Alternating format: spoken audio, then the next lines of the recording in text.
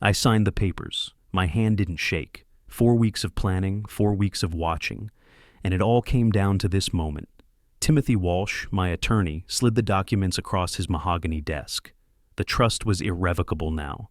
My name is Victor Pierce, I'm 59 years old, and I just cut my son out of my will. You sure about this, Victor? Timothy asked for probably the 10th time that morning. I looked at him. Timothy had handled my retirement paperwork from the Ford plant, my wife's will, everything legal for the past 15 years. He knew me better than my own son did. That was the problem, wasn't it? I'm sure, I said. He nodded slowly, collecting the papers into a leather folder. Nathan's going to be furious. Nathan's already furious, I replied. The difference is now he'll know why. It started 3 months ago. Or maybe it started 2 years ago when Carol died. Or maybe it started even earlier when I was pulling double shifts at the plant, trying to build something for my family while missing what they were becoming. But the day I remember, the day everything became crystal clear, was 3 months ago. The day of Carol's memorial. 2 years. 2 years since cancer took my wife of 34 years. We'd met when I was 25, working the line at Ford's Dearborn plant. She was substitute teaching at the local elementary school. I'd see her in the cafeteria when I stopped by to fix the heating system they'd contracted out to my uncle's repair business. Carol had this way of making the hardest kids behave just by looking at them with those patient brown eyes. We'd planned a small memorial service at the house, just close family and a few of her friends from church. Nothing fancy. Carol wouldn't have wanted fancy.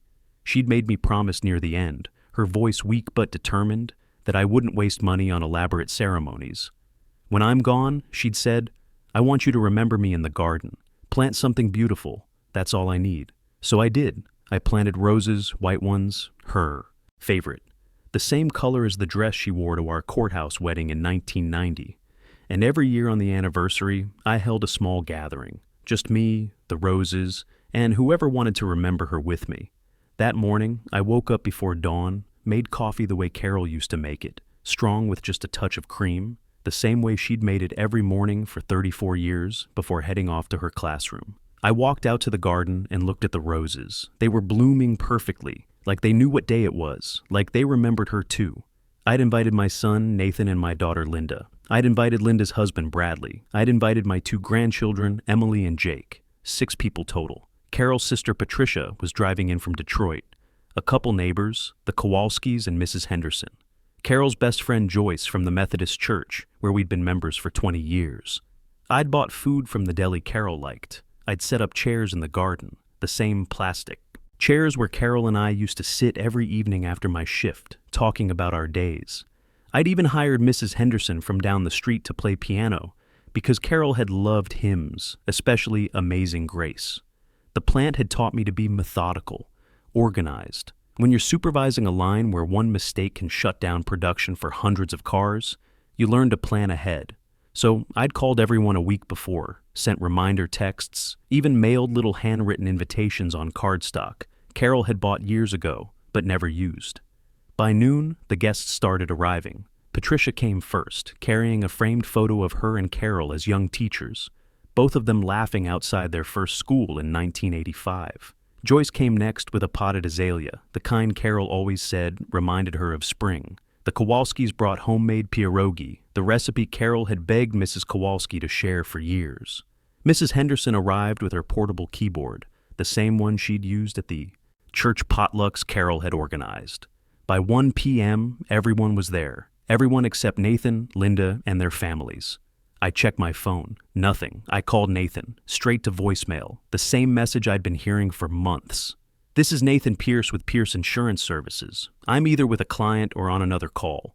Please leave a detailed message and I'll get back to you as soon as possible. Professional, distant, like he was talking to strangers. I called Linda. Same thing. Voicemail. Hi, you've reached Linda. I can't come to the phone right now, but if you leave your name and number, I'll call you back. No warmth, no personality, just words. Patricia touched my arm. Her hand was soft, like Carol's had been. Maybe they're just running late, she said gently. You know how traffic can be coming from the suburbs. Maybe, I said, but I knew in my gut something was wrong. This was Carol we were talking about, The woman who'd packed lunches for Nathan and Linda every day for 12 years, who'd driven to every soccer game, every school play, every parent conference, who'd stayed up all night when Linda had pneumonia at 8, and who'd taught Nathan to drive in the empty Kmart parking lot every Saturday for 3 months. We held the memorial without them. Joyce read from Psalms, her voice steady and clear. She'd been reading scripture at the church for 15 years, ever since her husband passed. Patricia told stories about growing up with Carol in Detroit, how they'd shared a bedroom and whispered secrets late into the night. How Carol had always been the responsible one, the one who made sure Patricia did her homework and brushed her teeth. I stood by the roses and tried not to think about the empty chairs. 6 chairs, 6 people who should have been there, but weren't. I tried not to think about my grandchildren, Emily and Jake, who hadn't seen their grandmother in the final months because their parents were always too busy.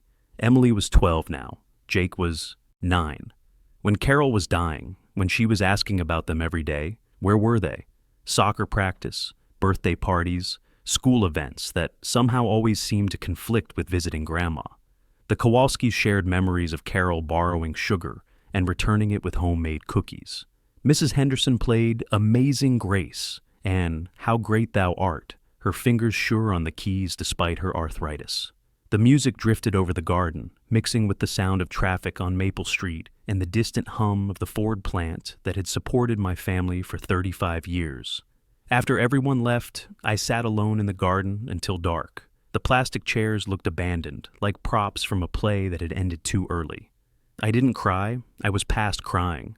I was in that cold, empty space beyond hurt, where everything becomes sharp and clear. My phone buzzed around 9 p.m. A text from Nathan. Sorry, Dad. Emergency at the office. Insurance claim crisis. Major accident downtown. Rain check. Rain. Check. For his mother's memorial, like it was a baseball game that got rained out. The next text came from Linda 10 minutes later. Sorry, Daddy. Bradley's having a bad day, and the kids were upset. Didn't want to bring drama to the memorial. Love you. A bad day. Bradley's gambling again, I thought. And the kids were upset because Mom and Dad were fighting about money. Again.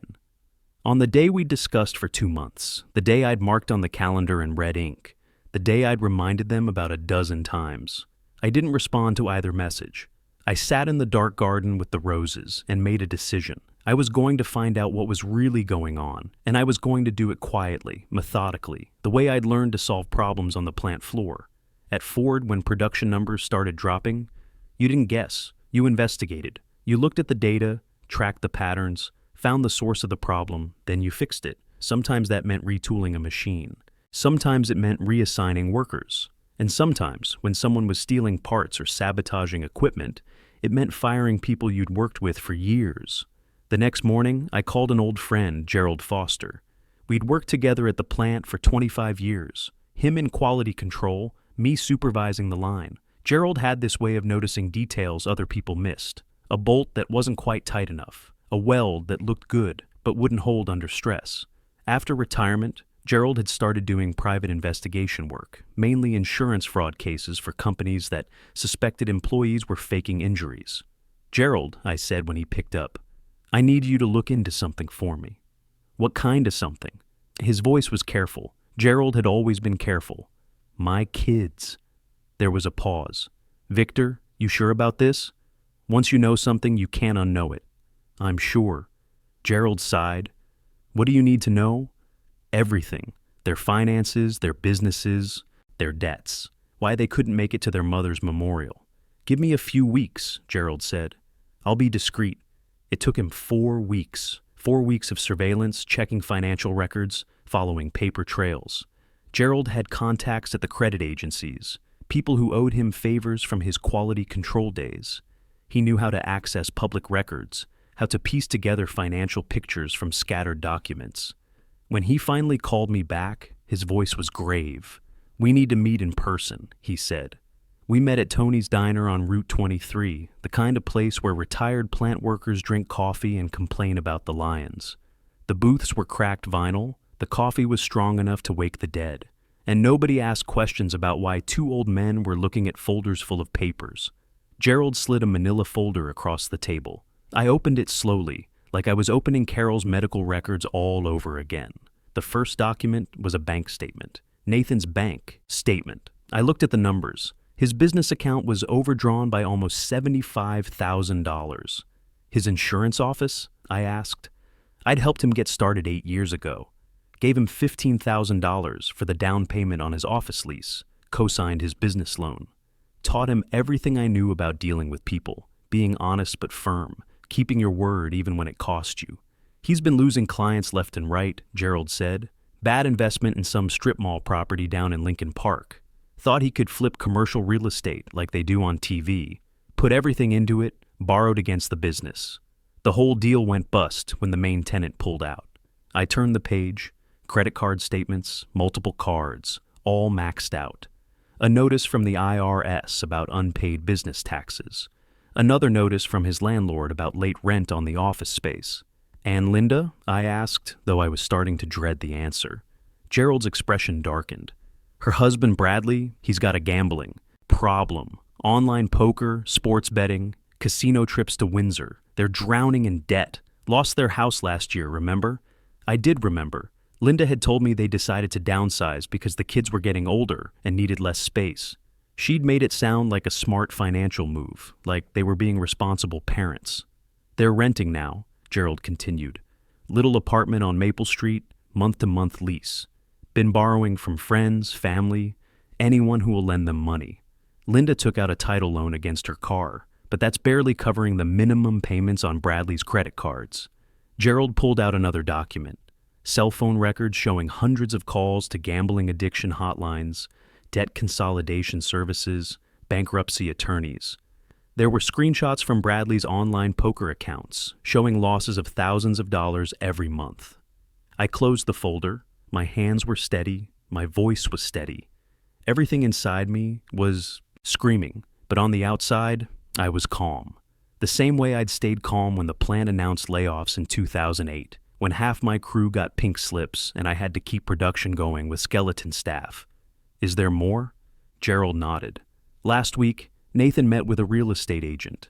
They discussed listing a property." He paused, watching my face. "Your property, Victor, your house." The diner suddenly felt very small and very quiet. The coffee in my mug had gone cold, but I couldn't taste it anyway. How would he list my house? He can't, not without my signature. But Gerald pulled out another document. Printouts from legal websites, articles about power of attorney, consultations with elder care attorneys about competency evaluations for aging parents. Nathan had been researching how to take control of my finances. I felt something cold settle in my chest. Not anger, not yet. Just cold, hard clarity.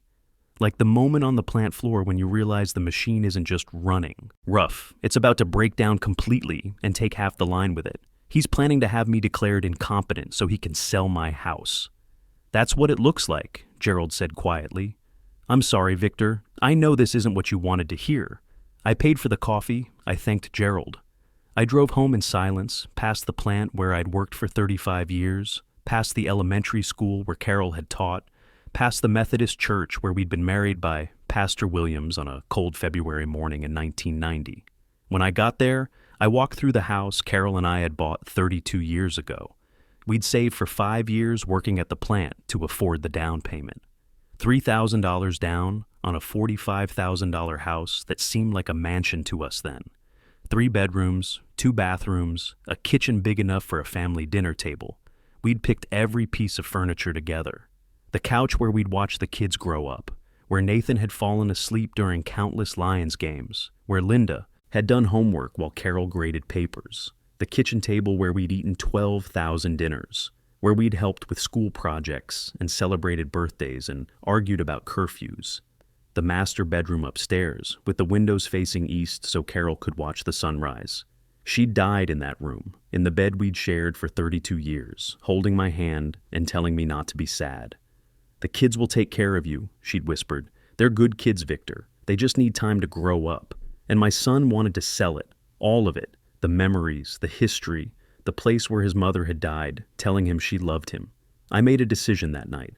I called Timothy, my attorney, the same Timothy who'd handled my union contracts, my retirement paperwork, my will. "I need to set up a trust," I said, "an irrevocable trust. And I need to do it quietly. What kind of trust? The kind that protects my assets from my children. There was a pause. Victor, are you sure about this? This isn't something you can undo later, I'm sure. Can you come to my house tomorrow? Timothy came the next day with a briefcase full of forms and a serious expression. We sat at the kitchen table where Carol and I had made every important decision of our married life, where we'd decided to have children, where we'd planned our retirement, where we'd discussed her treatment options when the cancer came back. We spent hours going over paperwork, the house, my savings, my pension from Ford, my 401k, the life insurance policy I'd maintained for 30 years. Everything went into the trust. The terms were specific and clear. I could live in the house until I died. I could use the income from my retirement accounts for living expenses and medical care. But when I was gone, everything would be donated to the VFW Post, where I'd been a member for 20 years. The money would go to help military families in crisis, veterans struggling with medical bills, kids whose parents had died serving their country. Nothing to Nathan or Linda? Timothy asked, his pen hovering over the document. Not unless they contest it, I said. And I'm putting in a clause that if they try to challenge the trust, they get nothing at all, not a single dollar. That's harsh, Victor. It's fair, I corrected him. I'm leaving them what they deserve. The paperwork took 2 weeks to finalize. During that time, I acted normal. I called Nathan and Linda, left cheerful voicemails about the weather, about how the roses were blooming, about a new restaurant I'd tried. I pretended everything was fine and waited. They came on a Saturday morning, both of them together. Nathan's Honda pulled up first, followed by Linda's minivan. I watched from the kitchen window as they got out, heads together, talking in low voices. Planning, I realized. They were planning exactly what they were going to say. Nathan looked older than his 32 years. There were lines around his eyes that hadn't been there at Carol's funeral. His shirt was wrinkled, like he'd slept in it. Linda looked tired, too. Her hair needed cutting, and she was wearing jeans with a small hole in the knee that she would have thrown away 5 years ago. I opened the door before they could knock. "Dad," Linda said, her smile too bright, too forced. She hugged me, and I could smell cigarettes in her hair. Linda had quit smoking 10 years ago when Emily was born. "We wanted to surprise you," she said. "Surprise?" I said flatly. Nathan clapped me on the shoulder. His hand felt thin, bony. "Can we come in? We need to talk to you about something important." I stepped aside and led them into the living room, the room where we'd celebrated every Christmas, every birthday, every milestone. Linda sat on the couch, the same couch Carol had picked out 15 years ago from the furniture store that was having a going-out-of-business sale.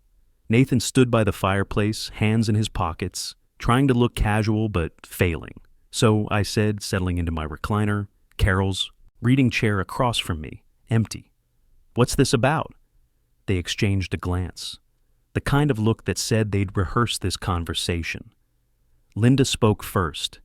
"Daddy, we've been worried about you." "Worried about what?" "You're all alone in this big house," she continued. "It's too much for one person. All this space, all this maintenance, and you're getting older. I'm 59, not 89. Still," Nathan cut in, his voice smooth but strained. "We think it might be time to consider your options." "What kind of options?" "Downsizing," Linda said. "Something smaller, easier to manage. A nice condo maybe, or one of those over 55 communities with activities and medical staff nearby." "I manage fine," I said. "But Dad," Nathan leaned forward, and I could see desperation in his eyes. "What if something happens? What if you fall or have a heart attack? There's no one here to help you. I have neighbors. I have friends from the plant. I have the church." "It's not the same as family," Linda said. She walked over and sat on the arm of the couch next to Nathan. United front, just like when they were kids asking for permission to stay up late. "We've been talking," Nathan continued, "and we think we have a solution. We could sell this place. It's worth a lot. Property values in this neighborhood have gone up significantly since you bought it." "Here it comes," I thought. "We could sell it, get you set up in a nice retirement community, and the rest of the money." He paused, glanced at Linda. "Well, we could invest it. Make sure your future is secure. My future is secure. But we could make it more secure," Nathan insisted. "I know some investment opportunities, real estate development projects. I could double whatever we get from this house." The same way you doubled your investment in that strip mall in Lincoln Park? I thought but didn't say. Think about it, Daddy, Linda added, her voice taking on the wheedling tone she'd used as a teenager when she wanted something. You could leave something substantial for your grandchildren. Emily and Jake's college funds, their weddings someday. There it was. The hook. Not for me, but for the grandchildren. The grandchildren they'd kept from their dying grandmother. The grandchildren I barely saw anymore, except in school photos Linda texted me twice a year. When can we meet with a real estate agent? Nathan asked. I have someone in mind, Janet Morrison from Century 21. She could come by next week, give us a market analysis. I looked at them. Really looked at them. Linda had Carol's nose and chin, but her eyes were different now. Calculating? Afraid. Nathan had my build, my stubborn jaw, but there was something desperate in his expression that reminded me of the workers who got caught stealing from the plant, the ones who knew they were about to be fired but kept pretending everything was normal. These were my children. I'd taught Nathan how to throw a curveball in the backyard, using the elm tree as home plate. I'd walked Linda down the aisle at her wedding, her hand trembling in mine as we approached the altar. I'd held both of them as babies, changed their diapers, stayed up all night when they had fevers. And now they were sitting in my living room, in the house where they'd grown up, trying to con me out of everything I'd worked for. No, I said quietly. They both froze. What? Linda asked. No. I'm not selling the house. Nathan's face hardened. The mask came off. The concerned son disappeared, replaced by something harder, uglier. Dad, be reasonable. This is for your own good. My own good? I repeated. Like how it was for my own good that you couldn't make it to your mother's memorial. How it was for my own good that you haven't visited in months, except when you need something. How it was for my own good that you're planning to have me declared incompetent. The color drained from Nathan's face. Linda's mouth opened and closed like a fish pulled from water. I don't know what you're talking about, Nathan, stammered. Don't lie to me, I said, my voice sharp now, cutting through the pretense. I know about your business, Nathan. I know you're $75,000 in debt. I know you've lost half your clients. I know about that strip mall investment that went bust. And Linda, I know about Bradley's gambling. I know you lost your house, that you're renting that apartment on Maple Street month to month. Linda's eyes filled with tears. Real ones this time, not the crocodile tears from earlier. Daddy, we're in trouble, she whispered. We really need help. So you came to steal my house. Not steal, Nathan said quickly. We're family. We were going to invest it, make more money for everyone. You were going to invest my house into your failing business and your husband's poker debts, I said. And when that money ran out, what then? What were you going to do when you'd burned through everything, and I was stuck in some facility wondering where my home went? It wouldn't have been like that, Linda protested. It would have been exactly like that. I stood up. Get out. Dad, Nathan started. Get out of my house. Nathan's expression shifted completely. The desperate businessman became something meaner, more entitled. This is ridiculous, he snapped. You're being selfish. We're your children. We're your blood. This house, this money, it should go to family. Family shows up, I said quietly. Family doesn't disappear when things get hard. Family doesn't skip memorials to avoid their responsibilities. You want to talk about blood? Carol was my blood, and you couldn't be bothered to say goodbye to her. She was already gone, Nathan shot back. What difference did it make? And there it was. The truth. Simple, brutal, honest. The real Nathan. The one who saw his dying mother as an inconvenience. Get out, I said again. Don't come back unless you're invited. They left. I stood in the living room and listened to their cars pull away. Then I sat in my recliner and waited for the anger to come. But it didn't. Just that same cold clarity I'd felt at the plant when I had to fire someone for stealing. My phone rang an hour later. Nathan. I'm getting a lawyer, he said without preamble. This isn't over, Dad. That house is part of our inheritance. Mom would have wanted us to have it. Mom wanted you at her memorial, I said. How'd that work out? He hung up. Linda called next, her voice shaky. Daddy, please. Nathan's talking about lawsuits and competency hearings. Can't we just work this out? There's nothing to work out, I said. What do you mean? The house isn't mine anymore, I told her. Neither is the money. It's all in a trust, an irrevocable trust. When I die, everything goes to the VFW. Silence. Then, You're lying. Timothy Walsh, my attorney, has all the documents. Feel free to call him. You can't do this. You can't just give away our inheritance.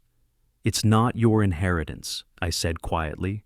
It never was. It was mine and your mother's. We earned it. We built it. And we decide what happens to it. She hung up. The lawsuit came 2 weeks later. Nathan hired a lawyer, claimed undue influence, argued that I wasn't of sound mind. Timothy destroyed them in court with medical evaluations. Witness statements from my neighbors, my friends from the plant, my doctor, the judge, a woman about my age who probably had kids of her own, listened to everything and asked me one simple question. Mr. Pierce, why did you do this? Because they stopped being my children the day they decided I was worth more dead than alive, I said. The ruling came down 2 months later. The trust was valid. The lawsuit was dismissed. Nathan and Linda had to pay court costs. I'm 59 years old now. I have maybe 25 good years left, maybe more if I'm lucky. I'll spend them in this house with Carol's memory, with her roses blooming every spring. And when I'm gone, the house will keep helping people who understand what duty means, what sacrifice looks like, what showing up for family really costs. Nathan and Linda stopped calling. I heard through Patricia that Linda and Bradley are divorced now, that Nathan's office closed last month. They're both starting over, and maybe that's what they needed. Maybe losing everything will teach them something about earning what you have. The VFW sent me a letter last week. They wanted me to visit, meet some of the families who would benefit from the trust. I went. I met people who understood that some things are worth more than money, worth more than convenience, worth more than showing up only when there's something in it for you. Every morning, I make coffee the way Carol taught me. I sit in the garden with her roses, and I know I made the right choice. Sometimes loving someone means protecting what they valued most from people who would destroy it. Sometimes family isn't about blood. It's about showing up when it matters most.